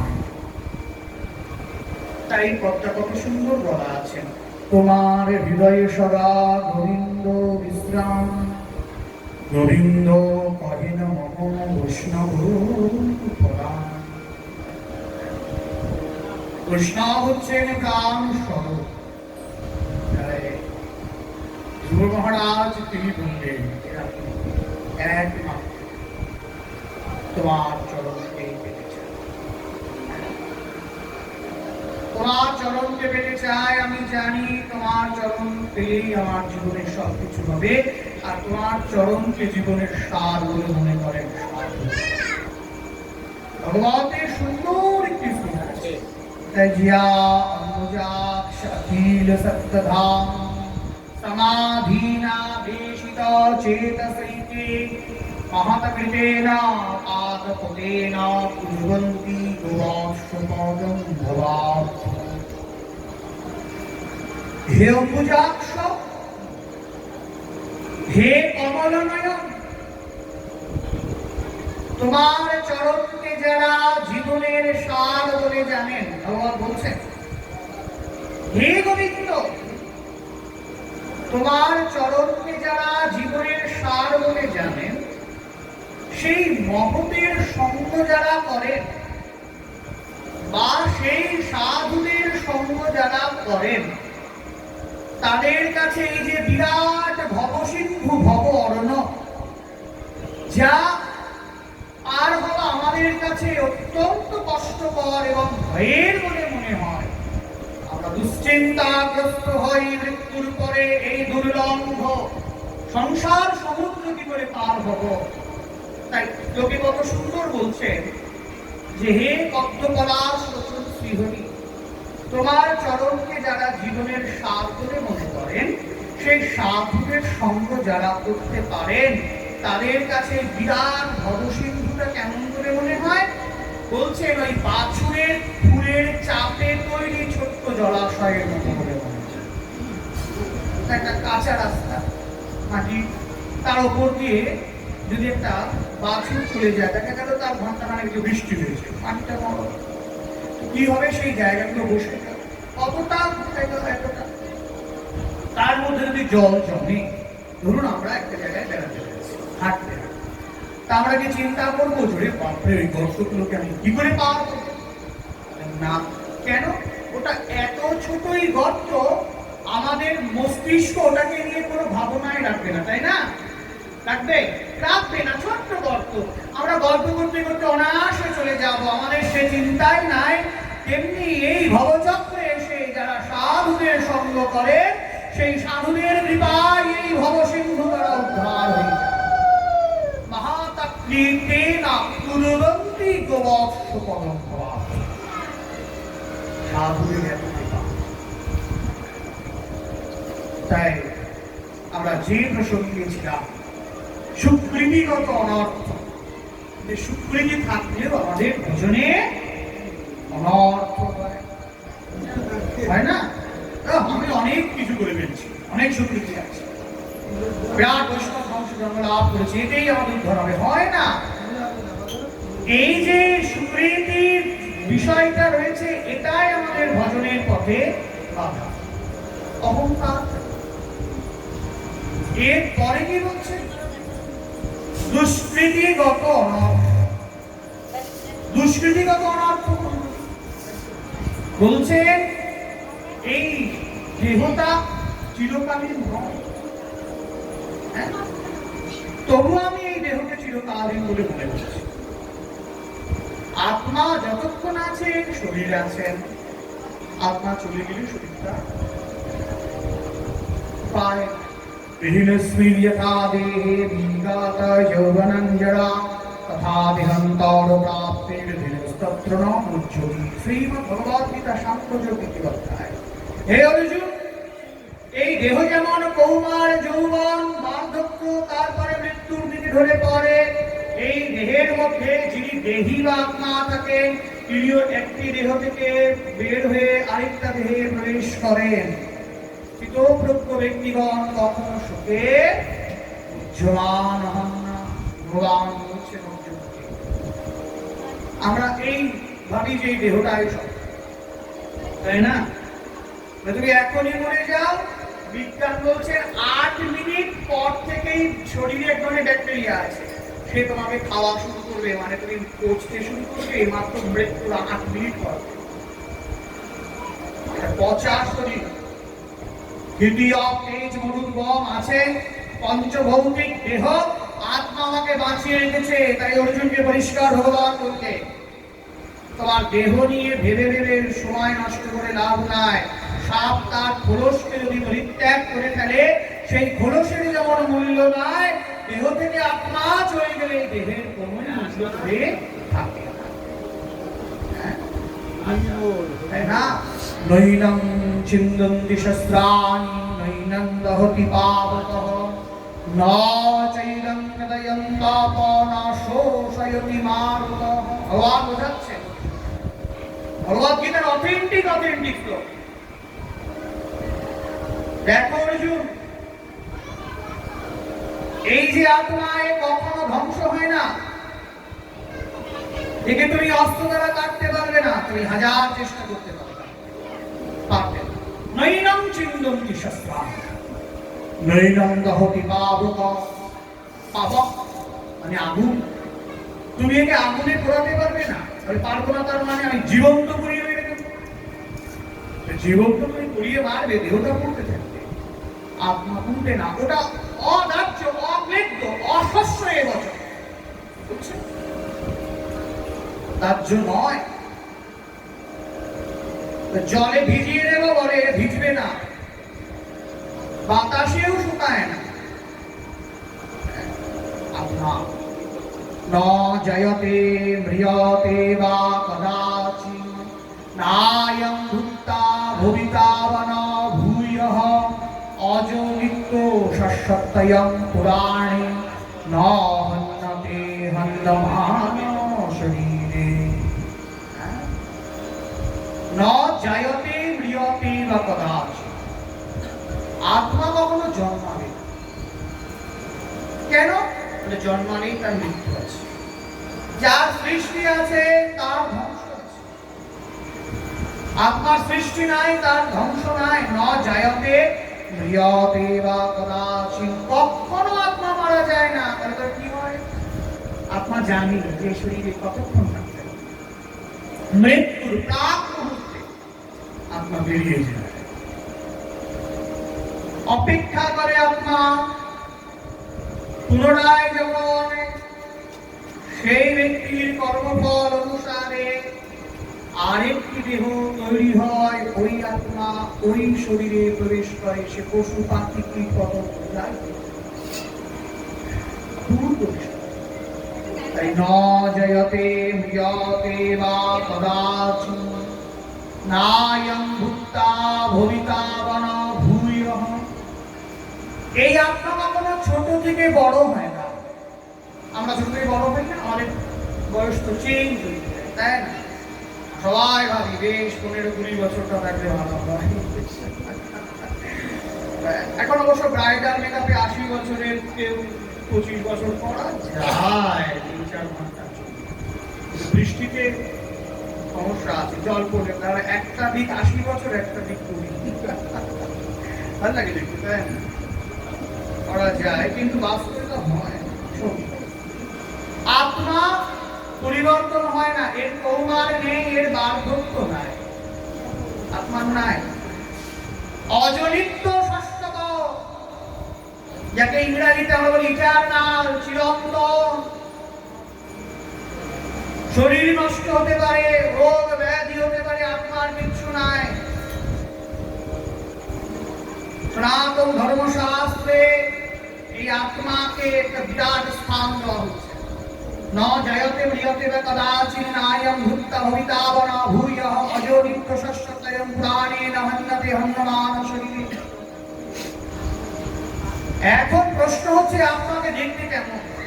যার জন্ম নয়, মৃত্যু নয়, যা ছোট থেকে বড় হয় না, যা বারবার পরিবর্তন হয় না। বলছেন এই আত্মা অত্যন্ত সূক্ষ্ম, বলে মাইক্রোস্কোপে দেখা যায় না, বলে অপ্রাকৃত বস্তুকে দেখা যায়, কখনোই দেখা যায়। অনেকে বলবে না সিসি ক্যামেরা ধরা পড়ছে, ফালতু বোকামি ওগুলো। ভগবান জানে না যে সিসি ক্যামেরা রয়েছে? সেদিকে মৃদু করে একটা ছবি তুলবে, ধুর ফালতু জিনিস। যে সিসি ক্যামেরা বসিয়েছে ভগবান জানে না?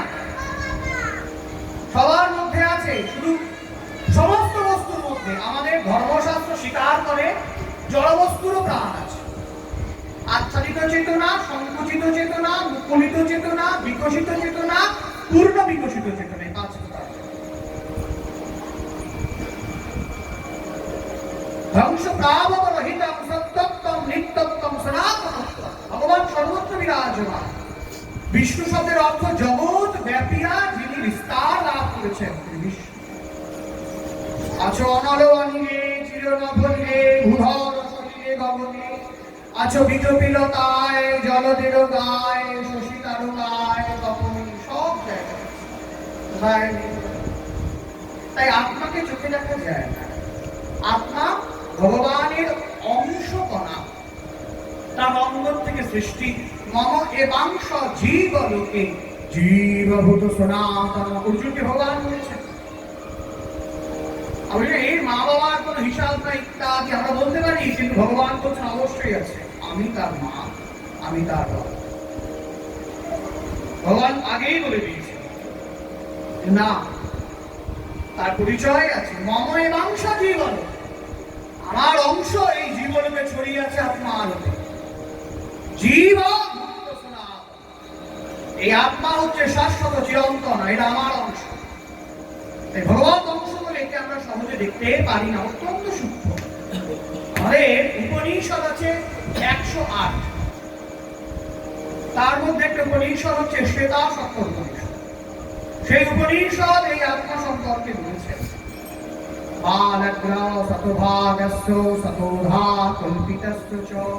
একটি চুলের অগ্রভাগ একদম গদা, যাকে দুটো ভাগে ভাগ করাই অসম্ভব, তাকে 100 ভাগে ভাগ করতে বলেছে। সেই 100 ভাগে ভাগ করে তার এক ভাগকে টেনে নিয়ে তাকে আবার 100 ভাগ করলে যতটুকু আয়তন থাকবে সমগ্র জীবের শরীরে আত্মা ততটুকুই আছে। এইবারে সে হিসাব করে কতটুকু আছে। শরীরকে চালাচ্ছে। তাই অর্জুনকে ভগবান বলেছিলেন, কুতস্ত্যাকাশমনিদং বিসমে সমুপস্থিত্যং অনার্যতুষ্টম কার্যং সর্বমাপিত্তির অর্জুন। হে অর্জুন, তুমি এত শোকগ্রস্ত কেন? এই বিষয়টি হচ্ছে এই যে দুষ্কৃতিগত অনর্থ, যা আমার নিজের নয়, আমি তাকে ভাবছি মোহগ্রস্ত হয়ে পড়ছি। হ্যাঁ, এই আমিত্ব ভাব ইত্যাদি এগুলি কিন্তু আমাদের ভজনের পথে বাধা। ভজনের পথে বাধা স্বরূপ আমরা ভজনটা খুব সহজ বলে মনে করছি বটে, কিন্তু এই অনর্থটাকে নাশ করতে গেলে একটু কাজ করতে হবে। একে দুষ্কৃতিগত অনর্থ বলা হয়। আমাকে ভাবতে হবে আমি যখন তখন কাজ থেকে যেতে পারি। হ্যাঁ, ভগবান কৃপা করেছেন, সবকিছু আছে আমার, কিন্তু মোহহীন, মানে মোহ থাকতে এটা প্রাচীন। ভগবান কৃপা সেভাবে পাওয়া যায়। দুষ্কৃতিগত অনর্থ। এরপরে কি আছে? ভক্তর্থ অনর্থ। তাহলে ভক্ত হলে অনর্থ হয়? তা অবশ্যই হয়। আমি প্রচুর জপ করতে পারি, আমি দারুণ কীর্তন করি, আমি দারুণ ভগবত পাঠ করি, এটা একটা ভজনের পথে বাধা। রঘুনাথ দাস গোস্বামী তিনি সুন্দর একটি শ্লোক বলেছিলেন যে যে যশ প্রতিষ্ঠা এইগুলি হচ্ছে, বলছেন প্রতিষ্ঠা আশাটি পিশাচের রূপে থাকে। সাধুর কাছে সাধুরা এর থেকে বাদ যায় না। পিশাচ কি করে? যার শরীরে প্রবেশ করে সে ভাবে আমি সুস্থ। পিশাচ যার শরীরে প্রবেশ করে সে ভাবে আমি সুস্থ, অন্যেরা অসুস্থ। পিশাচ কি করে? তার রক্তটাকে শোষণ করে, সে ধীরে ধীরে মৃত্যু মুখে পতিত হয়। তা এই যে প্রতিষ্ঠা একটা আশা থাকে, এই প্রতিষ্ঠা আশার পিশাচ কি করে? সাধু হৃদয়ে প্রবেশ করে। সাধু বুঝতে পারে না, ভাবে আমার তো ভজন ঠিকই আছে, কিন্তু সেই প্রতিষ্ঠা আশারূপ পিশাচ তার হৃদয়ে প্রবেশ করে তার ভক্তির রসটাকে শোষণ করে। তাই ভক্তর্থ অনর্থ, ভক্তের থেকে উত্থিত অনর্থ, ভক্তি জগতের অনর্থ। আর অপরাধ কত অনর্থ। হরিনামে দশবিধ নাম অপরাধ আছে, সেবা কার্যে বরাহ পুরাণে বর্ণিত আছে 32 প্রকার অপরাধ। এই যে বিষয়গুলি এগুলো এই এত কিছু, এই যে 4 প্রকার যে অনর্থ নাশ হয় কিসে? বলছেন এক দেশবর্তিনী, বহু দেশবর্তিনী, আত্মত্তিকে পূর্ণা, এইগুলি মাত্র। হ্যাঁ, এটা খুব কঠিন। এক দেশবর্তিনী হবে, বহু দেশবর্তিনী হবে, আত্মত্তিকি হবে, পূর্ণা হবে, ভাবতে ভাবতে সময় চলে যায়। হ্যাঁ, এই জন্যই ভগবত ছিল।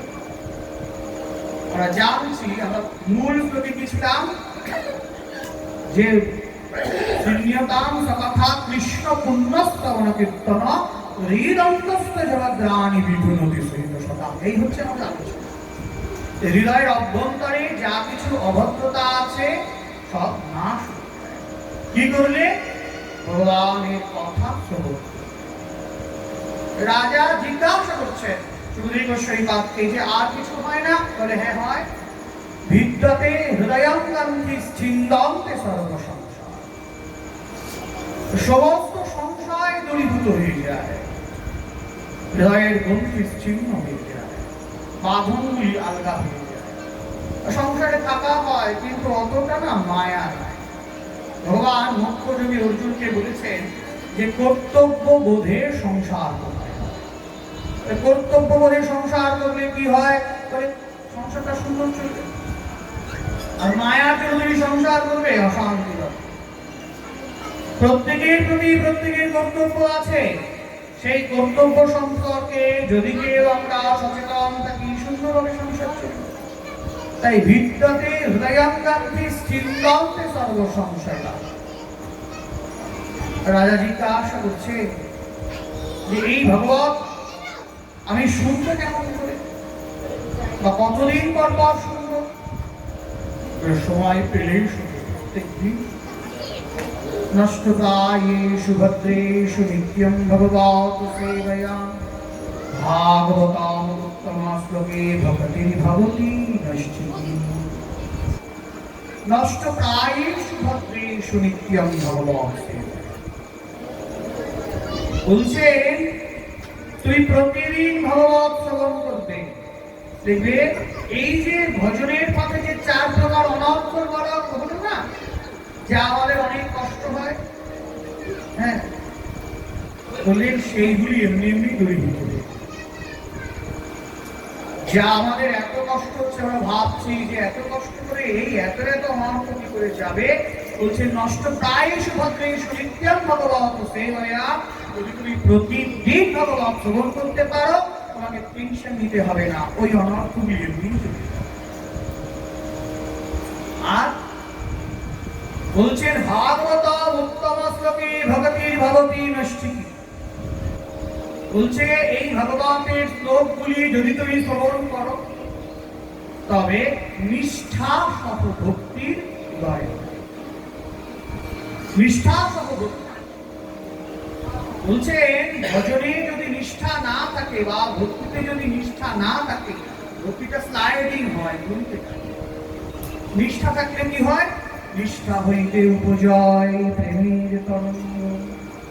নিষ্ঠা থেকে ভগবত চরণে প্রীতি আসে। নইলে তাই সারা ভক্তি হবে, করতে হয় তাই করা হয়। পুজোটা না দিলে, ঘন্টাটা না বাজলে পাশের বাড়ি থেকে বলবে ধুর ফালতু, কি যে এরা করে, শাশুড়ি বৌমা সব ঘুষঘুষ করে ঘুমায় আর খায়, যে পুজো অর্চনাও দেয় না।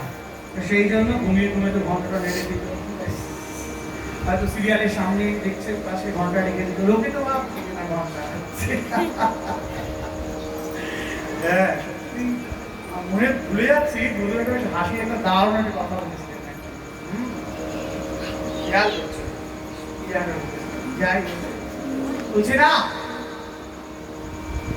যদি তোমার ভজনে ভক্তির সাথে নিষ্ঠা যুক্ত হয়, সেটি অনন্য মাত্রা লাভ। নিষ্ঠা যে হ্যাঁ আমি শুধুমাত্র তোমাকেই জানি। চৈতন্য চন্দ্রামৃতম গ্রন্থে সেইখানে কি সুন্দর করে বলা হচ্ছেন, প্রধানানন্দ সরস্বতী পাদ তিনি বলছেন যে তার্কিকগণ যা বলে যায় বলে যাক, শাস্ত্র কি কি বলছে তা বলে যাক, আমি অত কিছু জানি না। আমি জানি আমার মন যেন গৌর চরণে। এটা কিন্তু দরকার। অতিরিক্ত যখন আমরা শাস্ত্র পাঠ করবো না, তখন ব্রেন হ্যাং হয়ে যাবে। চৈতন্য মহাপ্রভু এলাহাবাদ প্রয়াগে সেই সময় রূপ গোস্বামী পাদকে 64টা ভজনে নির্দেশ দিয়েছেন। যারা চৈতন্য চরিতামৃত পড়েন তারা জানেন। তার মধ্যে একটি হচ্ছে অধিক গ্রন্থ অভ্যাস না বলে কি হবে, এমন পাণ্ডিত্য তৈরি হবে, ওই পাণ্ডিত্যের চাপে তোমার ভক্তিটা চাপা হবে, তোমার প্রীতির উদয় হবে না, প্রীতির উদয় হবে না। হ্যাঁ, অ্যান্টনি ফিরিঙ্গি বইয়ের কথা মনে আছে? তোমার অ্যান্টনি গেছেন না সব, মানে বাইজি মহলের গান হচ্ছে, তারও তো দর্শক খেয়ালটা গাইবেন, তো পাশে ব্যানার্জি মনে হয় বসে আছে, কেমন শুনছেন? বলছে শুনছি, বলছে বাইজির গানে কালোয়াতি আছে কিন্তু হার্ট নেই, হার্ট ফেল করে গেছে। তোমার গাও দেখি কেমন পাড়া দেখি, এত লখনৌ থেকে উনি আসছেন, এত সুন্দর গাইতে পারেন। তখন ওই সাহেবকে বলছেন, সাহেব করে গাও দেখি। সাহেবের গানটা গাই, মান্নাদের গলায় আছে, আমি যে জলসা ঘরে বিলোয়ারি নিশিপুর আলেকে চায় না আমায়, সংসারটা তাই পূর্ব সুন্দর, গানের ব্যাখ্যাটা খুব এই যে বিষয়, ওটা তো অত কিছু রাগ লাগে ছোঁয়া না, একটু সূক্ষ্ম সূক্ষ্ম কাজ আছে, কিন্তু প্রাণটাকে এটাই কথা।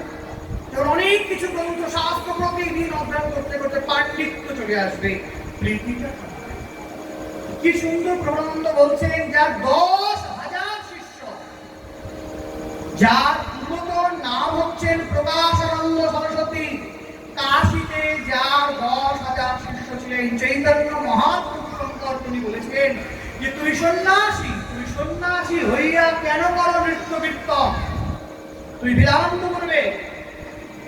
তখন চৈতন্য মহাপ্রভু উত্তর দিয়েছিলেন, তিনি তর্ক করেন না, তিনি উত্তর দিচ্ছেন, গুরু করে মূর্খ দেখি করিলা শাসন।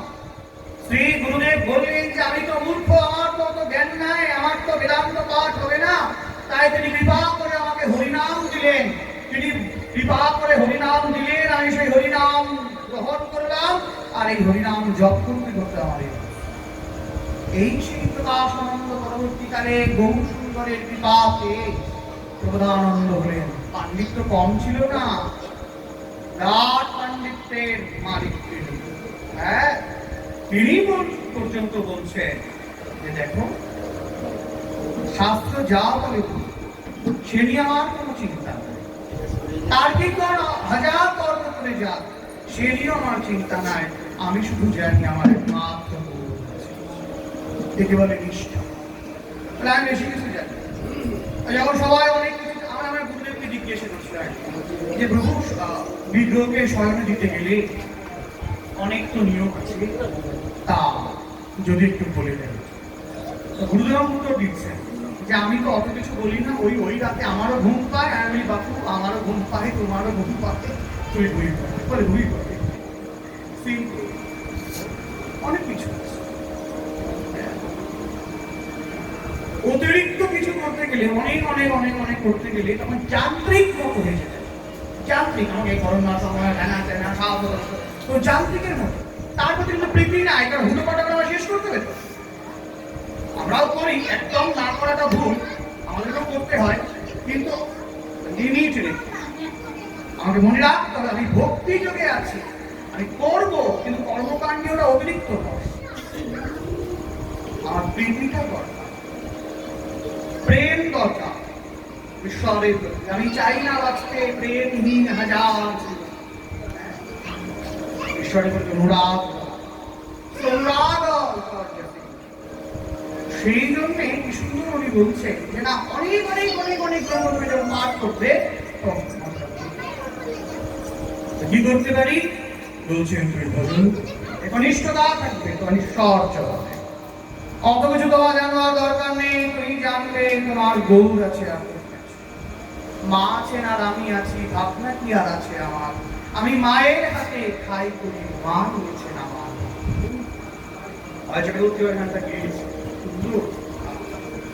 কি সাধারণ বিষয়, আমি অত জানি না। রবীন্দ্রনাথ বলছেন না যে নাইবা হলেন তোমার অম্বিকে গোসাই, আমি অত কিছু জানি না।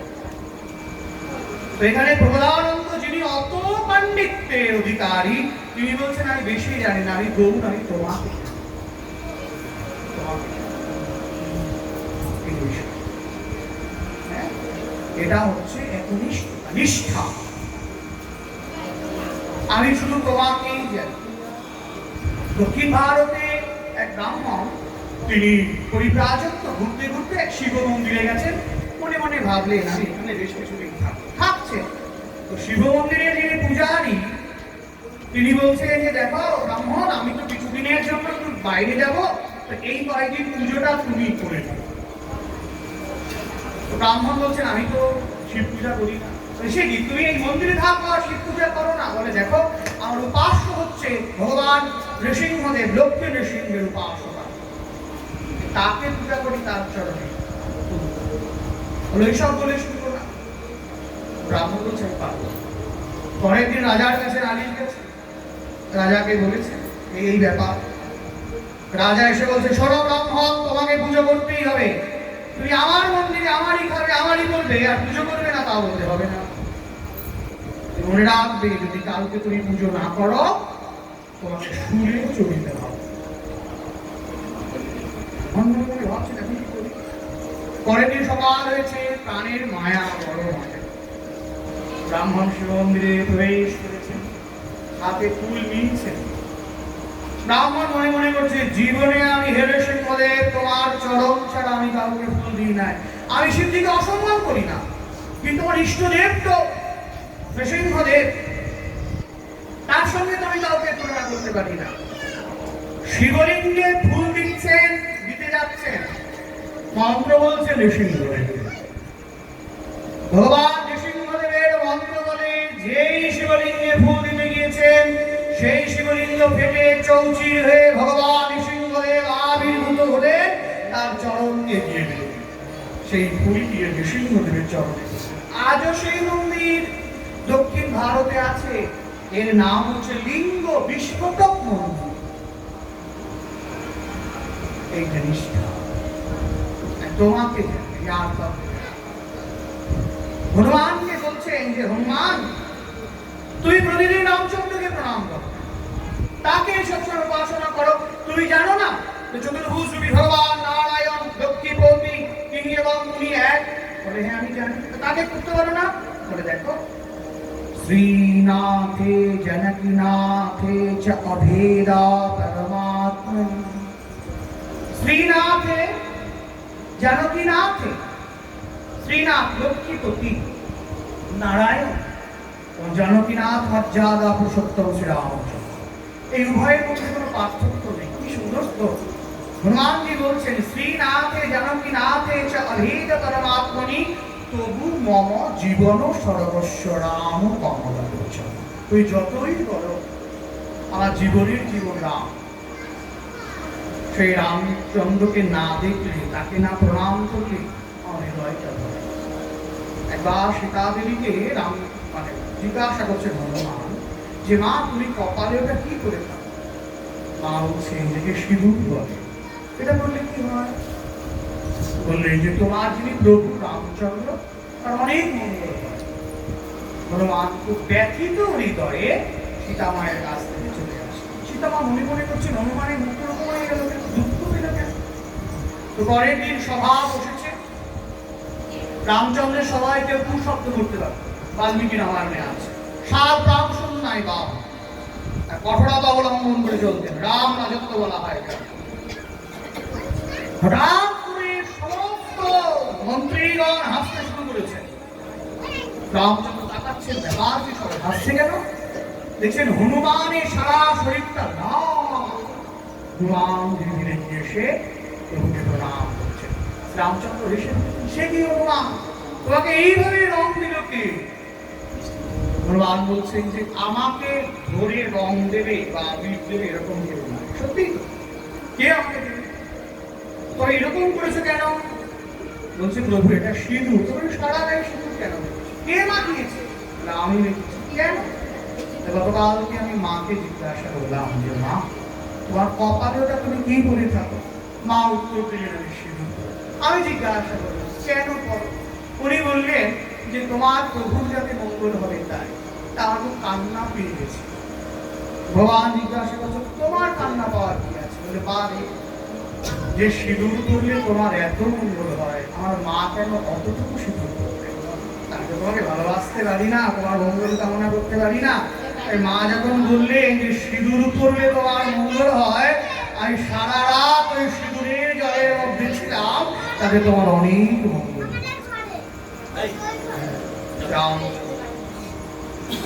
রামচন্দ্র বলে হনুমানের উপর চলল। যখন যুদ্ধ শেষ হয়ে গেল, রামচন্দ্রের গলায় মুক্তার মালা পরে দিয়েছিলেন। প্রভু উঠে যাচ্ছেন যখন, তখন ওই মালাটা নিয়ে হনুমানের গলায় মুক্তার মালা পরে প্রভু চলে গেলেন, সঙ্গে সঙ্গে মালাটা খুলে ফেলেছেন হনুমান। একটা মহানান্ত ব্রহ্মচারীকে দেখাতে দারুণ করেছে, হঠাৎ করে মনে পড়ে গেল। যখন খুলে ফেলেছেন, বিভীষণ সামনে আছে, মনে মনে ভাবছেন হনুমানের গলায় মুক্ত মালাটা শেষ পর্যন্ত রামচন্দ্র করে নিয়ে চলে গেল। খুলে ফেলেছে, খুলে ফেলে সেগুলো দেখছে। বিভীষণ মনে মনে ভাবছেন এটা পরে কি করতে করতে করতে করতে তাকে কামড়াচ্ছে। এত আমি বাদ দিয়ে কামড়াচ্ছে, কামড়ে কামড়ে কামড়ে কামড়ে সবগুলো মুক্ত কামড়ে ফেলে দিচ্ছে। প্রভু চলে গেলেন সেই মৃত্তিকার উপরে, চরণ ধুলির উপরে। বিভীষণ রেগে গেলেন, মালাটা খুলে নিয়ে এসে বললেন, এই হনুমান তুমি এটা কি করলে? বলে কেন? তুই জানো এর দাম কত? বলে আমার অত জেনে লাভ নাই। তুমি কামড়াচ্ছিলে আর দেখছিলে কি করো? বলছেন আমি প্রত্যেকটা মুক্তাকে দেখছিলাম, তুমি তো খুব দামি বললে। আমার জীবনে আমি আজও জানি যার সঙ্গে রামচন্দ্রের সংস্পর্শ নাই সেই বস্তু জগতে দাম হতে পারে না। তাই আমি দেখলাম যে কোন মুক্তার উপরে রাম নাম লেখা, দেখলাম একটাও নাই। তাই ভাবলাম হয়তো ভেতরে আছে, তাই কামড়ে কামড়ে দেখলাম যে ভেতরে আছে কিনা। নাই, তো যার সঙ্গে রামের সম্বন্ধ নাই উপরে থাক। ধুলাই ফেললে কেন? বলে আমি এমনি ধুলাই ফেলি নাই। মুক্তদের তো জীবন, তারাও তো ভাবতে পারে যে আমার জীবনটা কোথায় যাবে। তাই প্রভু যে পথে চলে গেলেন সেই চরণ ধুলার পরে আমি মুক্তার মালা নেব। তখন হনুমানকে জিজ্ঞাসা করছেন বিভীষণ, ঠিক আছে মুক্তাতে তুমি রাম নাম লেখা পাওনি বলে ফেলে দিলে, তোমার এই যে শরীর চাদর দিয়ে ঢাকা রয়েছে, অর্থাৎ চামড়ার চাদর দিয়ে, ওই চামড়াতেও তো রাম নাম লেখা নেই, সেটা তো ছিটতে পারো। সেই দিন হনুমান, একটু যদি কোনোদিনও আমি তোমার সেবা হয়ে থাকি, এখনই তুমি তোমার কৃপাপূর্বক আমার হৃদয়ে বিরাজ করো। তখন নিজের নখ দিয়ে হনুমান লক্ষ্য বিদারণ করলেন মর্যাদা পুরুষোত্তম শ্রীরামচন্দ্র। একেবারে উপাস্য নিষ্ঠা, এই উপাস্য নিষ্ঠাকে অবশ্যই। তবে হ্যাঁ, চৈতন্য মহাপ্রভু সেখানে বলেছেন যে ভগবানকে নিষ্ঠা সহকারে সেবা করছি বলে আমি অন্য কাউকে কোনো দেবতা বা দেবীকে অশ্রদ্ধা করতে পারব না।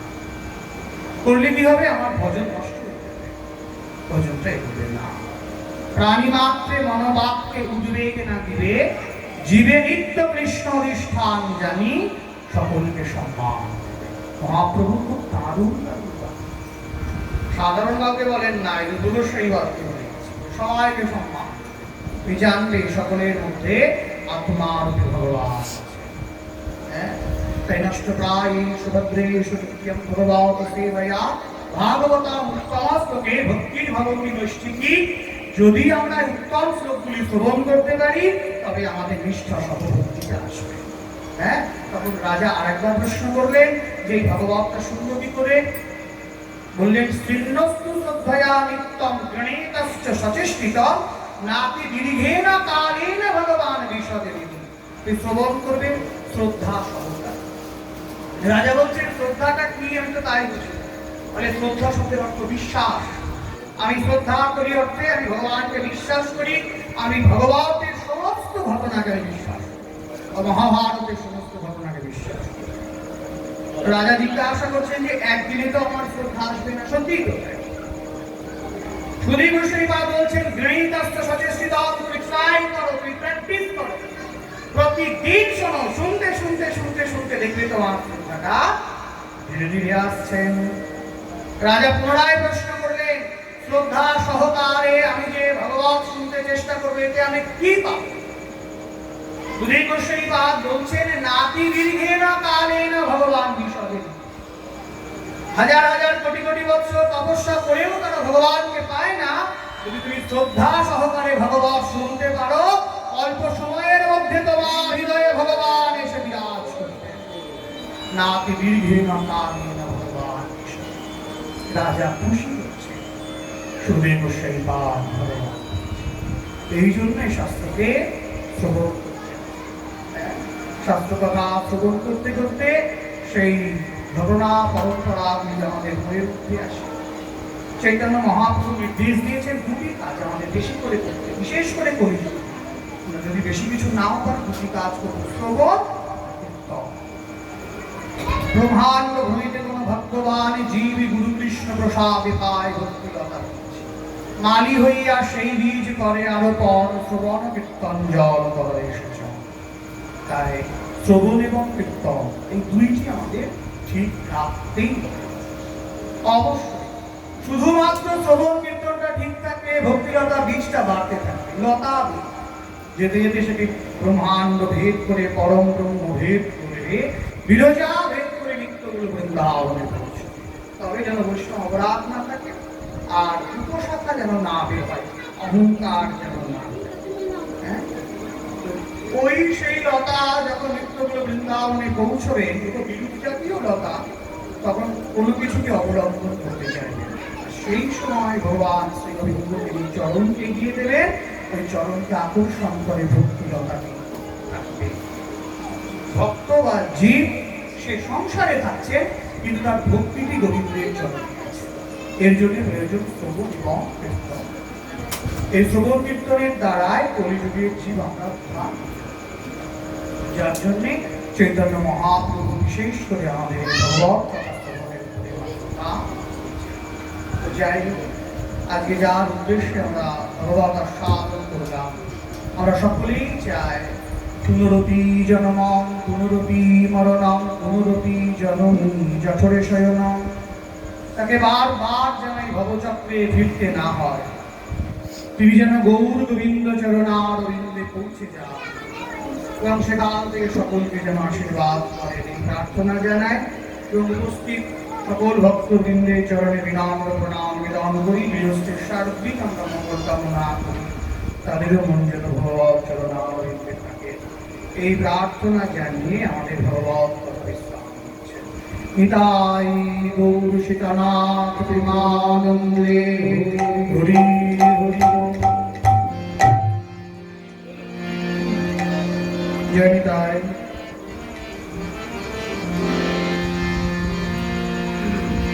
জয় জয় রাধে কৃষ্ণ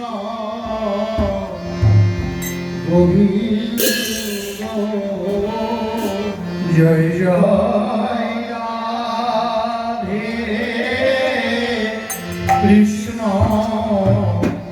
গোবিন্দ, রাধে